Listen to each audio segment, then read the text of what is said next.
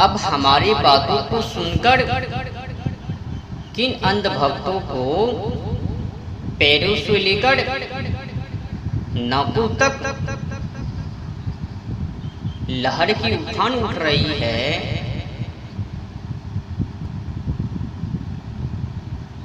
और मेरी बातों को सुनकर किनको तकलीफ हो रही है, टेंशन हो रही है, दुख हो रही है, ईर्ष्या को पैदा हो रहे हैं, इससे हमें कुछ भी मतलब नहीं है, लेना देना नहीं है।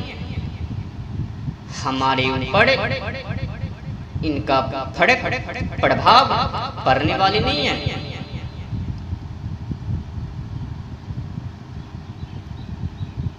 दुनिया वाले यही तो चाहते हैं कि हर कोई व्यक्ति हमारे से नीचे रहे। कौन व्यक्ति चाहता है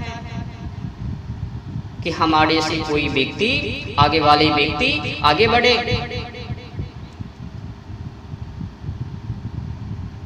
हर कोई व्यक्ति को यही सोच विचार रहता है कि हमारे आगे वाले व्यक्ति हमसे पीछे रहे, हमसे नीचे रहे और हम आगे बढ़े। कोई ये चाहता है कि हमसे कोई व्यक्ति विद्वंता रहे?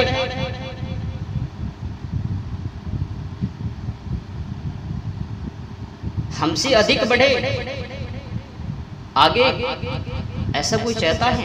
नहीं ना।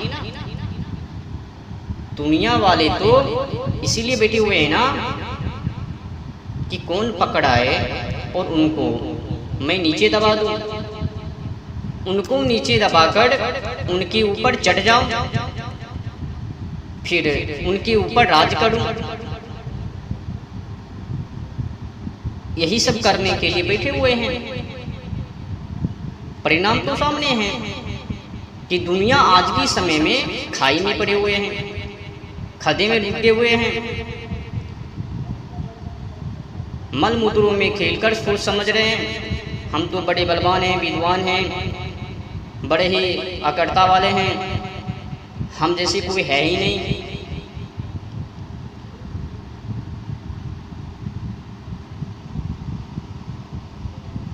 थोड़ी देर के लिए ठंडे दिमाग से सोचिए, अपनी चरित्रों को आंचल में झांक कर देखिए कि आप इस समय, आज की समय में कहाँ पे हो, कहाँ पे खड़े हो, किस दिशा की ओर हो, सब पता चल जाएंगे।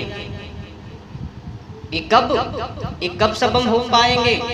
जब आप सात्विक होगे, सत्य के आगे झुकोगे, असत के आगे नहीं झुकोगे।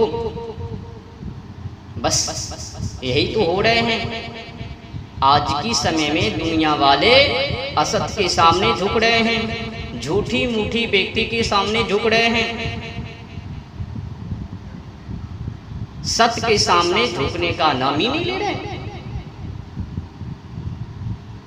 अपनी उग्र अकड़ता को दिखा रहे हैं। तकलीफ तो है मुझे, इस बात को लेकर खेद है कि ये दुनिया किस दिशा की तरफ की ओर जा रहे हैं।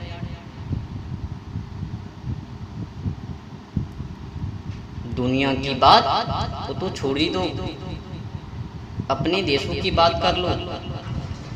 आज की समय में अपने ही देशों की हालात देख लो ना, भारत की। ये जो बड़े बड़े दिग्गज धर्मात्मा, धर्मगुरु लोग हैं ना, इस सब के सब अंग्रेज के मारे हैं। इन लोगों की चापलूसी को देखकर, चाटुकार करते हुए, चाटुकर्ता को देखकर हमें बार बार उनका याद आ जाता है। चाटुकार, अंग्रेजों का भक्त रविंद्रनाथ टैगोर, रविंद्रनाथ टैगोर के ही जैसे आज के सभी धर्मगुरु हैं।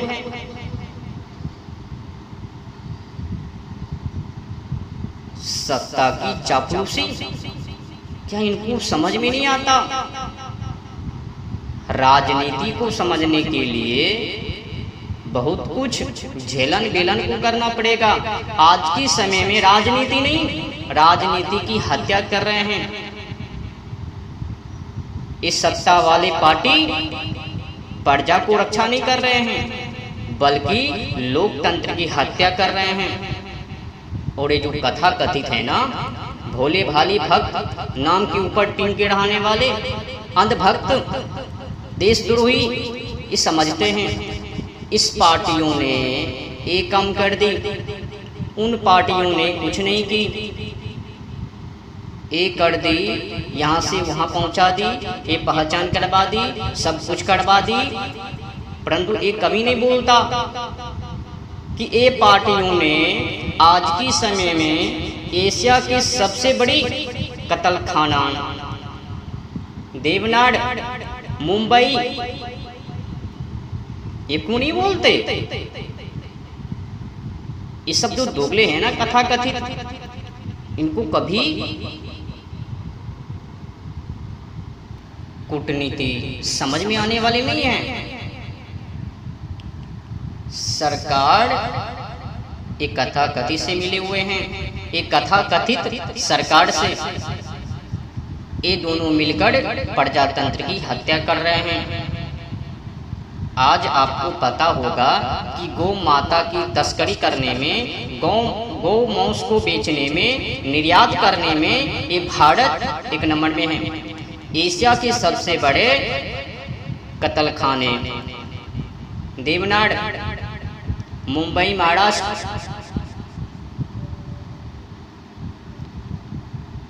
क्या विकास को किया? ये विकास को कभी नहीं देखता है ना।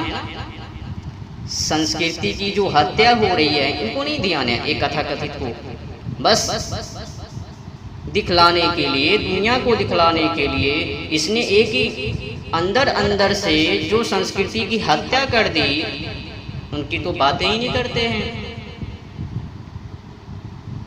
आज की समय में विकसित भारत कैसे है?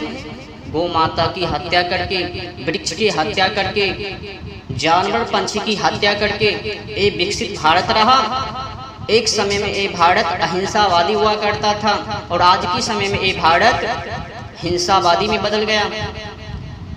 मांस को निर्यात करने में एक नंबर में है, खास करके गौ माता की मांस।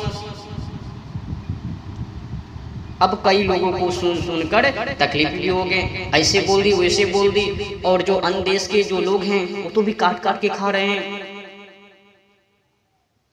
उससे क्या